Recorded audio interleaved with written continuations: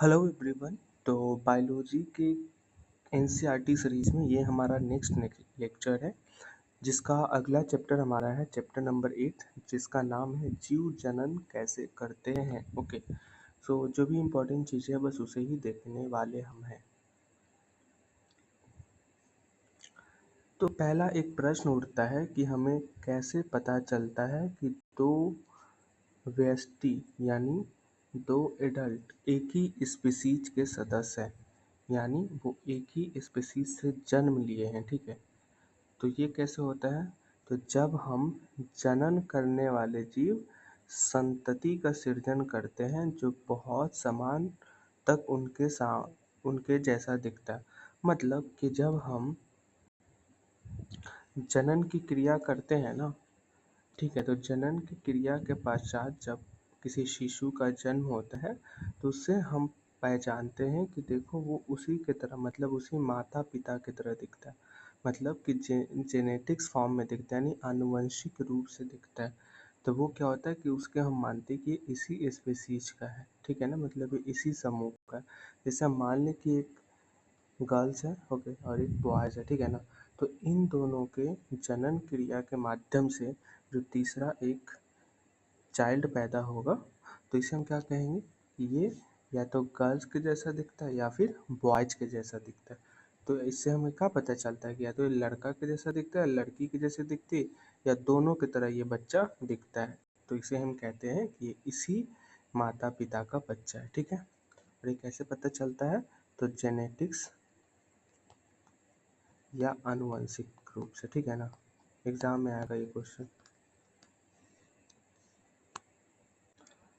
अगला है डीएनए, यानी इसका फुल फॉर्म है डी ऑक्सी राइबो न्यूक्लिक अम्ल। ठीक है, इसके अणुओं में आनुवंशिक गुणों का संदेश होता है और ये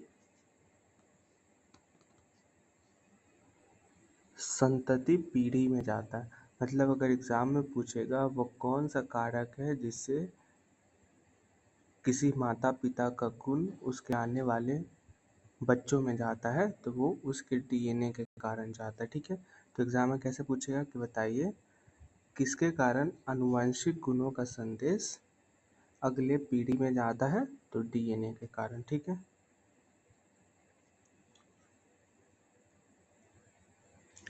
और कोशिका के केंद्रक के डीएनए में प्रोटीन संश्लेषण के लिए सूचना निहित होती है।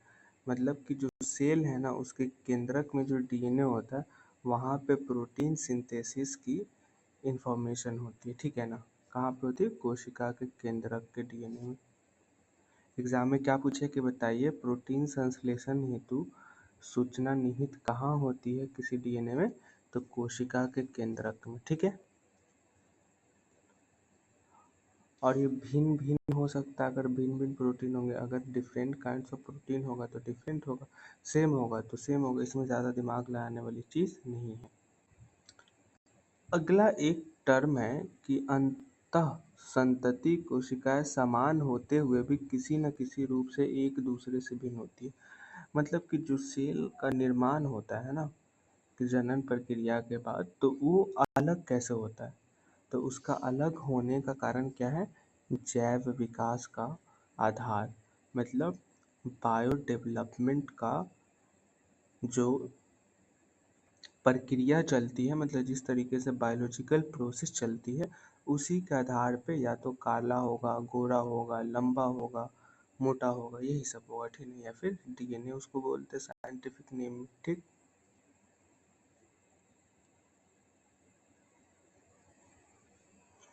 विभिन्नता का महत्व। अपनी जनन क्षमता का उपयोग कर जीवों की समष्टि परितंत्र में स्थान अथवा निषेध ग्रहण करते हैं। मतलब हम जनन क्षमता, मतलब हम सेक्सुअल क्षमता है उसके आधार पे हम क्या करते हैं? मतलब जीवों की समष्टि परिवर्तन करते हैं, मतलब हम जीवों को बढ़ाते हैं। ये सब उतना इम्पोर्टेंट है नहीं। ठीक है,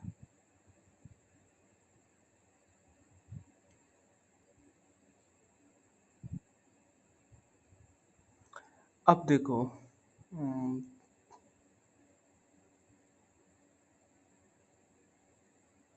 ये भी कुछ इम्पोर्टेंट नहीं है, जो इम्पोर्टेंट है बस उसे मैंने इसलिए लगा दिया था कि समझने के लिए मैंने हाईलाइट कर दिया।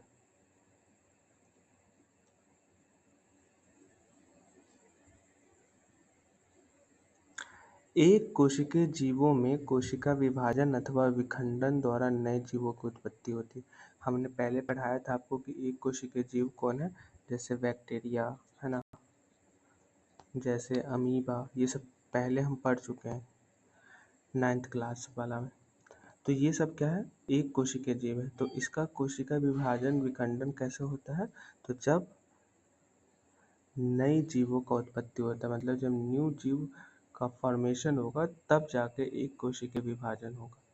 ठीक है, एक कोशिकीय जीवों में कोशिका विभाजन होगा। तो एग्जाम में पूछे कि बताइए निम्न में से वो कौन सी एक कोशिकीय जीव है जिनमें कोशिका विभाजन अथवा विखंडन द्वारा नए जीवों की उत्पत्ति होती है, तो दे देगा अमीबा, ठीक है, फंगस, बैक्टीरिया या सी, ए एंड सी। तो ए एंड सी, फंगस नहीं होता, फंगस द्विकोशिकीय जीव है, बहुकोशिकीय। ठीक है, एक यहाँ पे इम्पोर्टेंट चीज़ है, जीवाणु तथा प्रोटोजोआ की कोशिका विभाजन द्वारा समांतर दो बराबर भागों में होती है। मतलब पूछेगा वो कौन सा निम्न में से है जिसमें कोशिका विभाजन समांतर दो बराबर भागों में विभक्त होता है, तो जीवाणु तथा प्रोटोजोआ यानी बैक्टीरिया तथा प्रोटोजोआ। लेकिन वही अमीबा जैसे जीवों में कोशिका विभाजन किसी तल में हो सकता है। तो एग्जाम में पूछे कि बताइए निम्न में से कौन है जिसमें कोशिका विभाजन किसी भी तल में हो सकता है, तो वो है अपना अमीबा।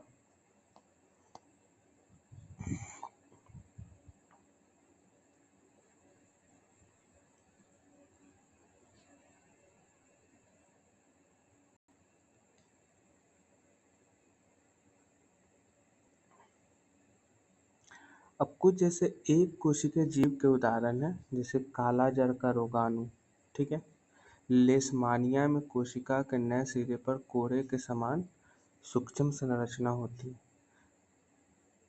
ऐसे भी जीवाणुओं का द्विखंडन एक निर्धारित तल में होता है। ठीक है,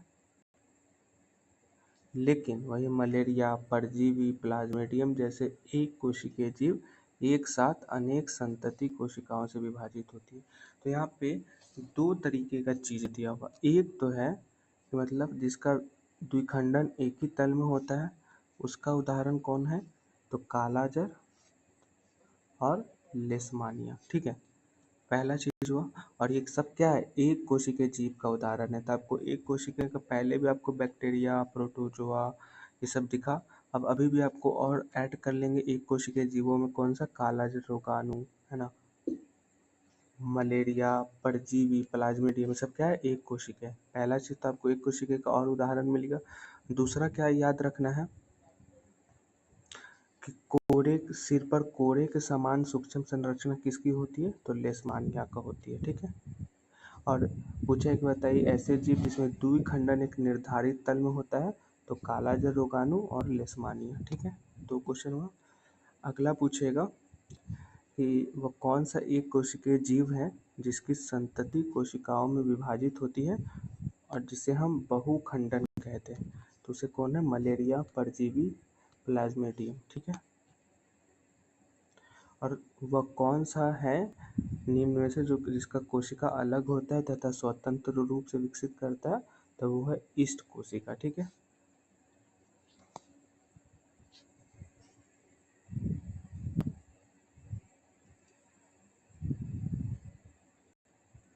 अब जैसे कुछ बहुकोशिकीय जीव का उदाहरण है, पहली बात कौन है, तो स्पाइरोगाइरा।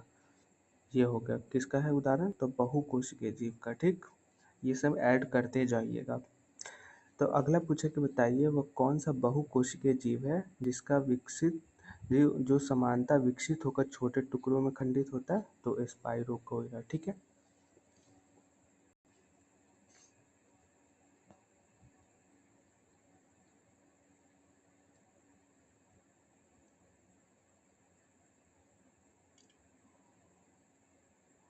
अगला हमारा है पुनर्जनन से संबंधित, मतलब हम किसी की जनन प्रक्रिया पूर्ण रूप से कर सकते हैं उसके बारे में। तो पहली बात है कि क्या पुनर्जनन हो सकता है? तो हाँ, पुनर्जनन हम कर सकते हैं, ठीक है, पुनर्जनन। लेकिन ये पुनर्जनन की क्रिया होगी तो ये क्या होगा कि किसी भाग को काट कर नया जीव उत्पन्न नहीं करता, बल्कि एक प्रोसेस के द्वारा, देख रहे हो यहाँ पे फोटो, एक प्रोसेस के द्वारा अगला कदम इसका विकसित होते जाता है। तो पुनर्जनन के कुछ उदाहरण है, जैसे हाइड्रा और प्लेनेरिया, ठीक है। इसका हम कैसे निर्माण करते हैं? तो कई टुकड़ों में काट दिया जाए तो प्रत्येक टुकड़ा विकसित होकर पुनर्जीव का निर्माण करता है, ठीक है। लेकिन समानता क्या होता है कि हम जीव को काट कर उसका जीव उत्पन्न नहीं करते। बट ये दो उदाहरण है पुनर्जनन का, हाइड्रा तथा प्लेनेरिया, जिसको टुकड़ों में काटकर हम पुनर्जीवित विकसित करते हैं, पुनर्जनन करते हैं। तो एग्जाम में पूछेगा पहला कि बताइए निम्न में से वह कौन सा है जो कई टुकड़ों में काटकर पुनर्जीव का निर्माण करता है? तो हाइड्रा तथा प्लेनेरिया। दूसरा पूछा है कि बताइए निम्न में से पुनरुद्भवन या पुनर्जनन का उदाहरण कौन है? तो हाइड्रा तथा प्लेनेरिया। अगला है कायिक प्रवर्धन, ठीक है। तो कायिक प्रवर्धन में क्या होता है ना कि हम जड़, तना तथा पत्तियों के माध्यम से किसी नया पौधा का विकास करते हैं, ठीक है। तो इसका उदाहरण कौन है? बर्तन का पेड़, कलम का पेड़, है ना। तो एग्जाम में पूछे कि बताइए निम्न में से कायिक प्रवर्धन का उपयोग कर किसका हम विकास करते हैं? तो बर्तन का खेत का, कलम का खेत का, ठीक है ना। या ऐसे भी पूछ सकता है कि बताइए निम्न में से जड़, तना तथा पत्तों की भी का इस्तेमाल कर किसका हम पौधों के रूप में उत्पन्न करते हैं? तो उसमें भी आपका बर्तन, कल्ला वगैरह, ठीक है। अब अगला है कि पौधों के बीज द्वारा उगाए गए पौधों की अपेक्षा पुष्प एवं फल कम समय में उगते हैं। मतलब जो हम बीज के द्वारा उपजाते हैं सो, और डायरेक्टली हम छोटे छोटे पेड़ के माध्यम से जो फूल वगैरह उगाते हैं वो, तो उसमें कम समय लगता है। तो बीज से कम समय लगता है किसमें? जो हम छोटे छोटे पेड़ को नर्सरी से लाकर रोपते हैं उसमें हमें लगता है, ठीक है। और ऐसा कौन सा है? जैसे केला का पेड़, संतरा का पेड़, गुलाब का पेड़, चमेली का पेड़, ठीक है ना। तो एग्जाम में पूछे कि बताइए निम्न में से वो कौन सा पादप है जो मूलतः बीज से कम समय में पौधों के रूप में विकसित होता है? तो आपको याद रखना है केला, संतरा, गुलाब आदि, ठीक है।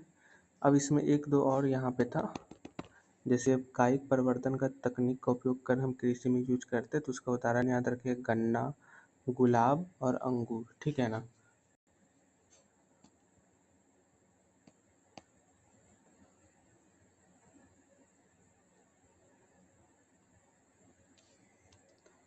अब है एक ब्रायो फिल्म की पत्तियां। तो ब्रायो फिल्म की पत्तियां क्या करती है ना, तो इसकी जो कलिकाएं हैं ना वो विकसित होकर मिट्टी में गिर जाती है और नए पौधा का खुद ब खुद विकास करती है। तो एग्जाम में पूछ सकता है कि बताइए निम्न में से किस का पौधा का विकसित उसके कलिकाओं का मिट्टी में गिरने से होता है?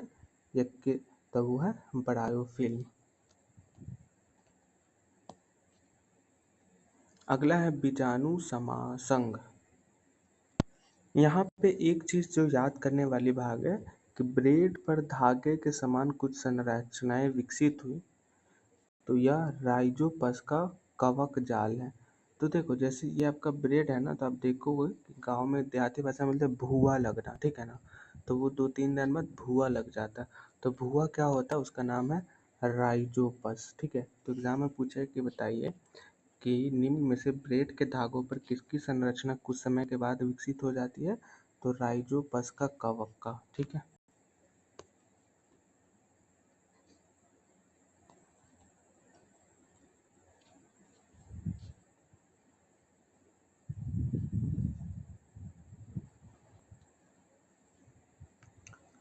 देखो प्रत्येक डीएनए प्रतिकृति में नई विभिन्नता के साथ साथ पूर्व पीढ़ियों की विभिन्नता भी संग्रहित होती है। मतलब ये जो एक है मदर्स, एक है फादर, ठीक है ना, और एक है चाइल्ड। तो जो इसका गुण होगा, जो इसका गुण है वो इसमें भी आएगा, ठीक है। और इसका इस चाइल्ड से इसकी बीवी यानी इसकी वाइफ से फिर जो नया चाइल्ड होगा उसमें भी इन दोनों का गुण जाएगा और साथ में इसका भी गुण आएगा। मतलब इस चाइल्ड में चारों का गुण आएगा, ठीक है। तो इसका कहने का मतलब है कि जो पीढ़ी दर पीढ़ी जो बच्चे का जन्म होता है उसमें पूर्व की पीढ़ियों का भी मतलब ज्ञान वगैरह कौशल वगैरह भी थोड़ा थोड़ा लेकिन कोई ना कोई लक्षण के रूप में जरूर आता है। ठीक है।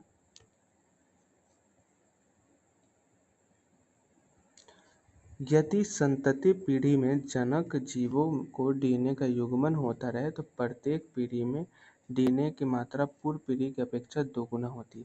मतलब जिस तरीके से पूर्व की पीढ़ियों का अगर सेम तरीके से चीज़ें चलते रहे तो आने वाली जो पीढ़ी होगा ना उसकी अपेक्षा 2 गुना अधिक होगी। ठीक है ना, 2 गुना अधिक होगी।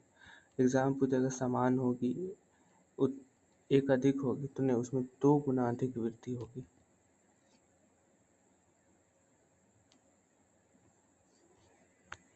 यहाँ पे एक और चीज़ दिया हुआ कि यदि प्रत्येक पीढ़ी में डीएनए की मात्रा दोगुनी हो गई तो कुछ समय बाद धरती पर केवल डीएनए ही मिलेगी तथा किसी अन्य वस्तु के लिए कोई स्थान नहीं बचेगा। ठीक है।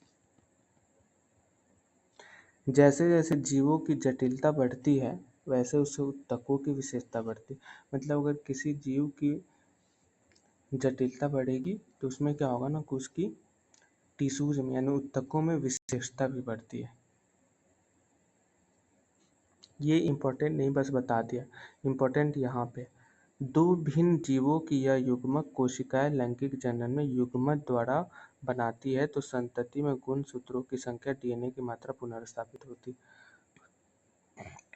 मतलब किसी बच्चे का जन्म जो होता है वो कैसे होता है तो युग्मनज के द्वारा बनने से होता है, निचाइकोट के निर्माण से किसी बच्चे का निर्माण। तो एग्जाम में सीधे पूछा है कि बताइए बच्चे के जन्म में कौन सी लैंगिक जनन द्वारा होता है तो युग्मनज यानी चाइकोनोट के माध्यम से होता है। ठीक है।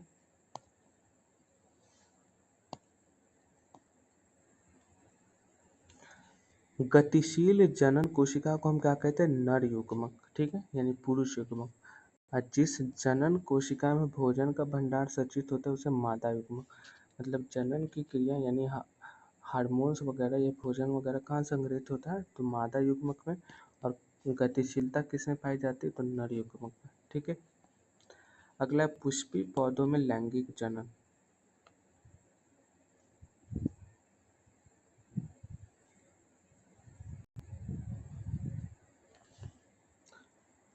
आवर्त बीजी यानी एंजियोस्पर्म के जननांग पुष्प में अवस्थित होते हैं। मतलब अगर पौधों के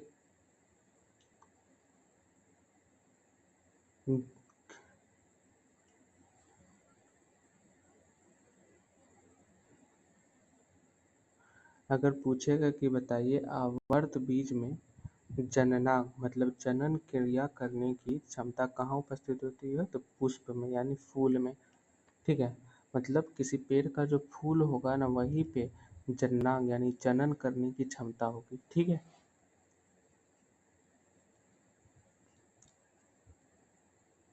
अब कुछ जनन भाग है जैसे बाह्य दल, दल यानी पंखुड़ी, पुंकेसर और स्त्री केसर।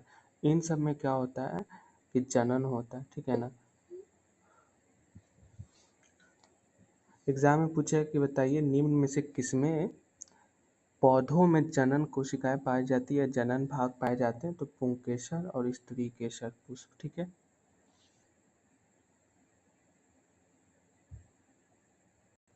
एक एग्जाम पूछे गए थे एक लिंगी पुष्प का उदाहरण कौन सा है तो पपीता तरबूज। बस इतना ही याद रखना। और जिसमें उभयलिंगी पुष्प का उदाहरण कौन है तो गुड़हल और सरसों। ठीक है। एक लिंगी मतलब क्या हुआ जिसमें एक ही लिंग के द्वारा क्रिया की गई, और उभय लिंगी में क्या हुआ जिसमें मतलब पुंकेसर और स्त्री केसर दोनों भाग लेते हैं। ठीक है। नहीं समझे, देखो जैसे एक लिंगी है ठीक है ना, तो इसमें या तो पुंकेसर होगा या फिर स्त्री कोशर होगा, यानी इसी किसी एक के माध्यम से ही किसी का भी जन्म हो सकता है। और ऐसे इसका उदाहरण कौन है तो पपीता और तरबूज। ठीक है, समझ गए आप। और उभयलिंगी में क्या होगा, उभयलिंगी में तो इसमें पुंकेसर भी होगा और प्लस स्त्री कोशर भी होगा। ठीक है। और इसका उदाहरण कौन है तो गुड़हल, यानी इसमें दोनों भाग लेगा तभी गुड़हल और सरसों का निर्माण होगा। ठीक है, जैसे मादा और पुरुष दोनों लेगा, बस ऐसे समझना।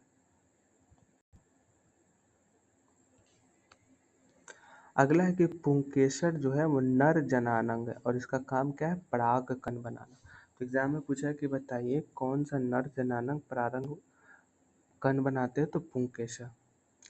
और पराग कण समानता कैसे होता है, तो पीले रंग का होता है। स्त्री केसर पुष्प कहाँ अवस्थित होता है, तो केंद्र में होता है। आधार पर उभरा फूला भाग कौन है, अंडाशय है। देखो ये अंडाशय का फोटो। बीजांड कहाँ होता है, यानी बीज कहाँ होता है, तो अंडाशय में होता है। और वहीं पे क्या होता है, उसी बीज से नए पेड़ों वगैरह का जन्म होता है।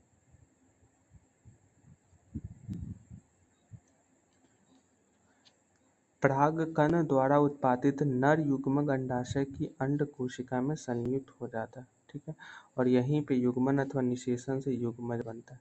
तो हमने देखा ऊपर में युग्मन की क्रिया द्वारा जननांग होता है, बच्चे पैदा होते हैं। इसी में भी इसमें भी कहाँ होता है, तो निषेचन युग्मन अंड कोशिका में होगा। इस तरीके से किसी स्त्री में होता है, उसी तरीके से फिर नए बच्चे का जन्म होगा। ठीक है, तो इसमें भी वही पूछा है कि बताइए पौधों में कहाँ पे युग्मन अथवा निषेचन की क्रिया द्वारा किसी नए पौधे का विकास होता है, तो अंड कोशिका या अंडाशय। ठीक है ना।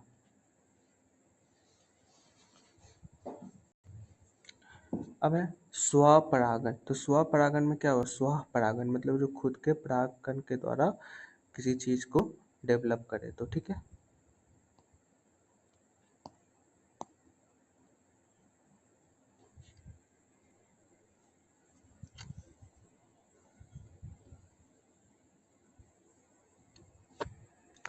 अब अगला पूछा है कि बताइए बीजांड कहाँ विकसित होता है, तो भ्रूण में होता है। ठीक है, भ्रूण में।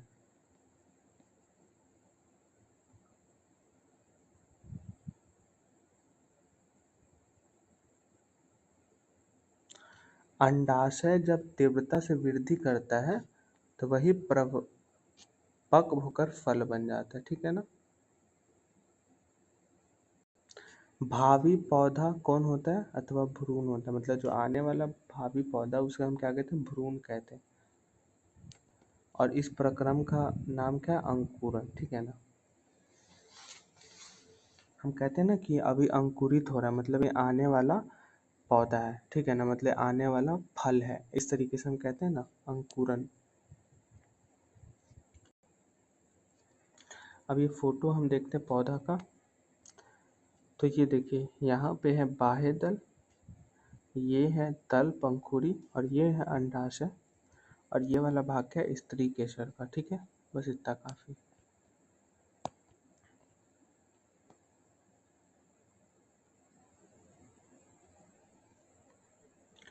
अगला है मानव में लैंगिक जन्म। तो कक्षा 2 से 10 तक पहुंचते पहुंचते हमारी लंबाई एवं भार बढ़ जाती है। ठीक है, और दूध के दांत गिर जाते हैं। ठीक है,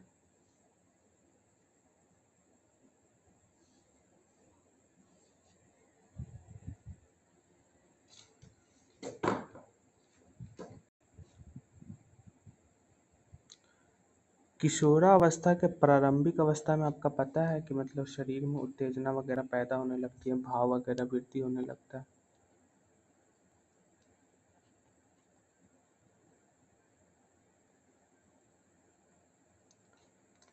यौनावस्था में क्या होता है कि आदमी की लैंगिक क्षमता या जनन क्रिया के प्रति ज्यादा आकर्षण होता है।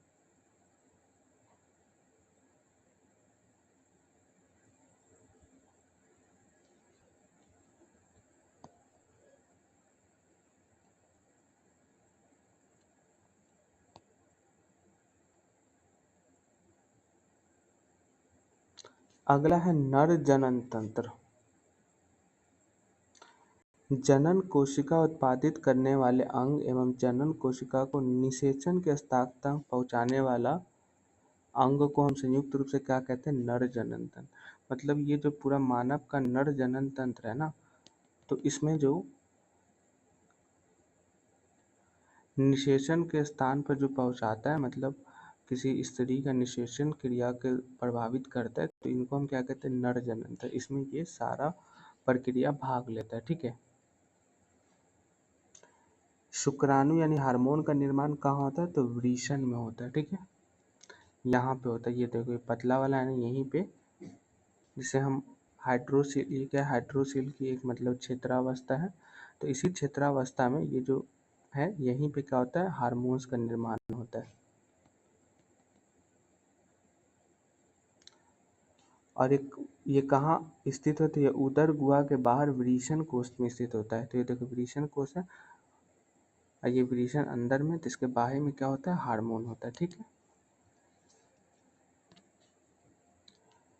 आवश्यक ताप शरीर के ताप से कम होता है। जैसे अगर शरीर का टेम्परेचर 30 डिग्री है ना, तो यहाँ पे वृषण जहाँ हार्मोन्स उत्पादित होगा, वहाँ पे टेम्परेचर क्या होगा, कम होगा। ठीक है। अगर अत्यधिक शुक्राणु हार्मोन्स का उत्तेजना होगा, तो उससे क्या होगा, टेस्टोस्टेरोन बढ़ता है लड़कों में। ठीक है ना।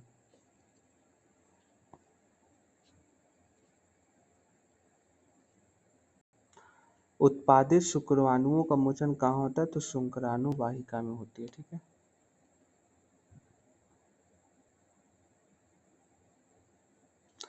मूत्र मार्ग है, मतलब जिससे इंसान मूत्र करता है, तो वहीं से हार्मोन भी निकलता है और मूत्र भी निकलता है, दोनों चीजें निकलती है। ठीक है। प्रोस्टेट तथा शुक्राशय अपना स्राव शुक्र वाहिका में डालते हैं। मतलब पूछेगा एग्जाम में कि बताइए, प्रोस्टेट तथा शुक्राशय अपना जो स्राव है, मतलब जो बहता है, वो कहाँ डालता है, तो शुक्र वाहिका में डालता है। और ये कैसे, तो एक तरल पदार्थ है।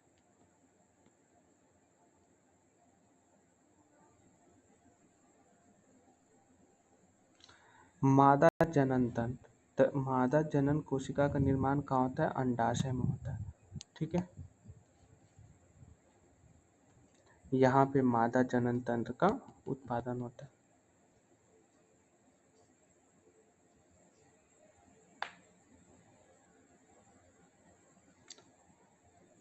अंडवाहिका तथा फैलोपियन ट्यूब के द्वारा अंड कोशिका गर्भाशय तक ले जाता है।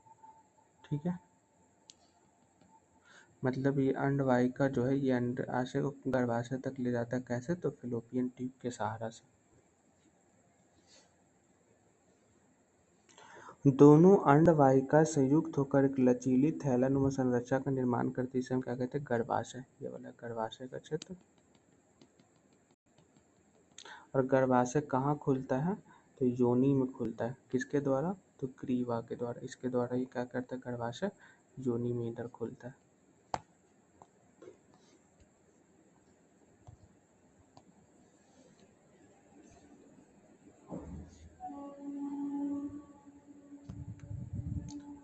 निषेचन के पश्चात निषेचित अंडा युग्मनज गर्भाशय में स्थापित होता है। मतलब जब जनन की प्रक्रिया होती है, तो उसके पश्चात जो निषेचन होता है, वो कहाँ जाकर स्थापित होता है, तो युग्मनज गर्भाशय में। गर्भाशय प्रत्येक माह भ्रूण को ग्रहण करने एवं उसके पोषण की तैयारी करता है। ठीक है। भ्रूण को माँ के रुधिर से पोषण मिलता है। पूछे एग्जाम में कि माँ के रुधिर से पोषण किसे मिलता है, तो भ्रूण को, या भ्रूण को पोषण यानी फूड कहाँ से मिलता है, तो माँ के रुधिर से। इसके लिए एक विशेष संरचना होती है, जिसका नाम क्या है, प्लेसेंटा।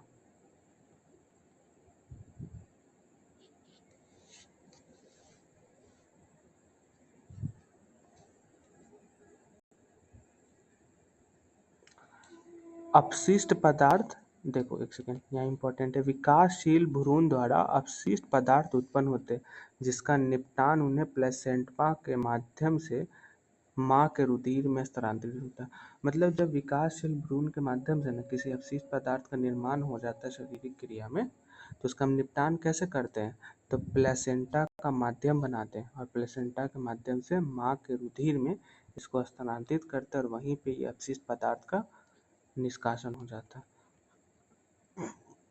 माँ के शरीर में गर्भ को विकसित होने में कितना लगता है, तो 9 महीना लगता है। और इसके बाद शिशु का जन्म होता है। देखो ये इम्पोर्टेंट लाइन है, ये है कि अगर कोई अंड कोशिका का निषेचन नहीं होता है तो कितने दिन तक जीवित रह सकती है, तो केवल 1 दिन। क्यों? क्योंकि 1 महीना में एक ही अंड का निर्माण होता है, ठीक है। और 1 दिन के बाद क्या होगा, यह योनि मार्ग से रुधिर एवं म्यूकस के रूप में निष्कासित हो जाती है, यानी बाहर निकल जाती है। और इस चक्र में कितना का समय लगता है, तो 1 महीना का लगता है, जिसे हम क्या कहते हैं, ऋतुस्राव या रजोधर्म के नाम से जानते हैं। और ये कितने दिनों के लिए होता है, तो 2 से 8 दिनों के लिए। वेरी वेरी इंपॉर्टेंट है।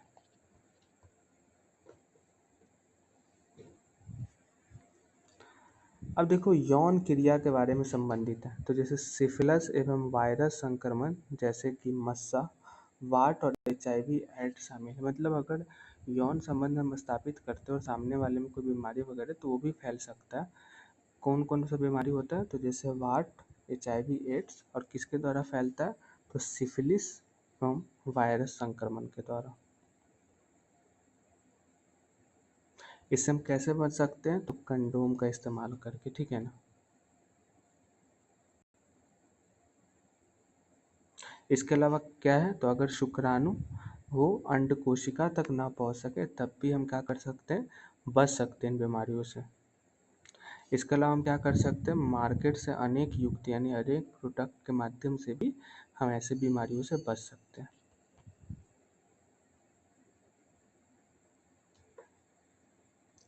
इसके अलावा कुछ और टेक्निक है, जैसे गर्भाधारण, यानी हम बच्चों को नहीं पालना चाहते तो उसको रोकने के लिए हम क्या इस्तेमाल कर सकते हैं, जैसे लूप, कॉपर टी आदि को भी स्थापित करके हम गर्भाधारण को रोक सकते हैं। इसके अलावा पुरुष की शुक्र वाहिका को अवरुद्ध कर सकते हैं, मतलब जो हार्मोन जहाँ से निकलता है उसे हम सील कर देंगे, तभी भी हम क्या होगा, इन सब बीमारियों से बच सकते हैं, ठीक है ना। ये बच्चा का जनन क्रिया को आगे हम नहीं ले जा सकते, ठीक है ना, वहीं पे रोक देंगे। इसके अलावा क्या है, तो स्त्री यानी महिला का अंडवाहिना या फिलिपन नौलिका को अवरुद्ध कर देंगे, जिससे क्या होगा कि जनन प्रक्रिया के दौरान हार्मोन का स्रावन उसके निषेचित नहीं होगा, ठीक है ना, तो अंडवाहिका में, जिससे क्या होगा कि गर्भाधान रुक सकता है। इसके अलावा क्या है, शल्य क्रिया तकनीक, शल्य क्रिया तकनीक के माध्यम से भी हम क्या कर सकते हैं, तो गर्भाधान की क्रिया को रोक सकते हैं, ठीक है। अब है कि कुछ चीज़ें जो हमने सीखा पूरे चैप्टर में, जो ऊपर में नहीं दिया हुआ था, ये दिया हुआ था, अगर हमें लग रहा है कि शायद छूट गया है, नहीं सब हो गया हुआ है, ठीक है ना, कुछ बचा हुआ नहीं है।